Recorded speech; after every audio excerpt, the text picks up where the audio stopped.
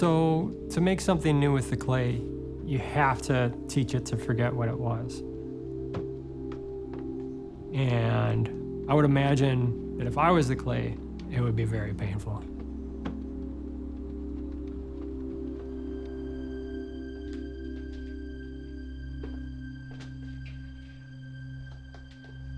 I first discovered pottery in a middle school art survey class. What drove me to it was just the fact that I was not good at anything else. I looked forward to ceramics so much I would skip out of almost all of my other my other friends were skipping out and getting into a lot of trouble, and I was skipping out and making pots. When I started out as a potter, it was all about the technique, and I imagined myself as a machine, if you will. I made 14,000 pieces using that technique.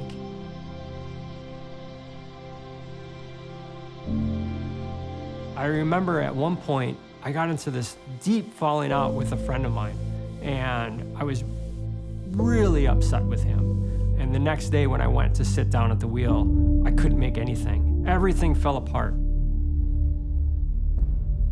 It didn't make any sense. I didn't understand why. The only thing that was different was the fact that I had anger towards this person. I don't even know if that's the right word. I wanted justice. I wanted revenge. I was mad. I needed to release my desire for justice and revenge. And as I did that, I was able to get back to the skill level I'm used to at the wheel. If I'm gonna make something that I've made a million times before, kind of like being a machine that's just the repeater, I can be in any emotional state. But if I'm going to make a piece of art that's an expression of my soul and produce something I've never done before, I have to be clean. And what I mean by that is it really seems to me like forgiveness allows me to create something new. I started working with this extremely fine porcelain, and most potters, if I were to tell them the type of porcelain that I was working with, they would start to use vulgar language about how difficult it is to work with. It's a real challenge. And when I would work with it, I would have really good days. And then I would have bad days where everything would collapse. And that's when I really started thinking back to unforgiveness and bitterness. And is that what's there? Is that what's causing these things to collapse? I realized that there was a group of people from my past that I really needed to forgive, that were affecting me on a regular basis. Early on in school, I would say around third grade, everything just became extremely difficult. Things just didn't really make sense. I couldn't read. Math was very difficult. And when the teacher said that the shape fundamentally of the letter A is this, I would take that apart in my head and I would move it around. And I would have multiple answers to whatever question was asked. And so I would fail all of these tests. Some of my teachers said some pretty harsh things.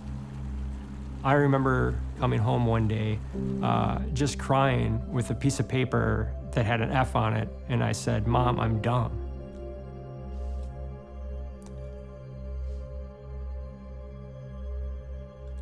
Yeah, it's still hard. It's still hard.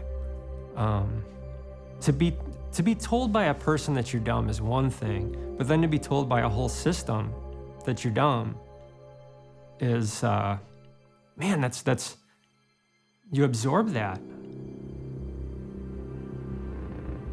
I have this desire for revenge, and I have to let that go.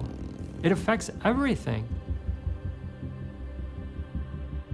If someone would have told me 20 years ago that forgiveness would have been the most important tool in my arsenal, I don't think I would have believed them. How can something so abstract affect so many things?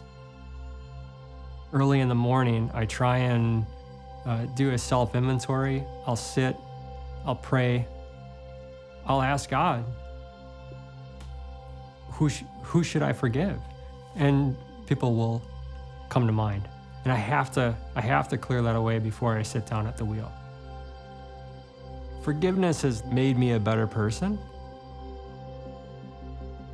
and in turn made me a much better potter.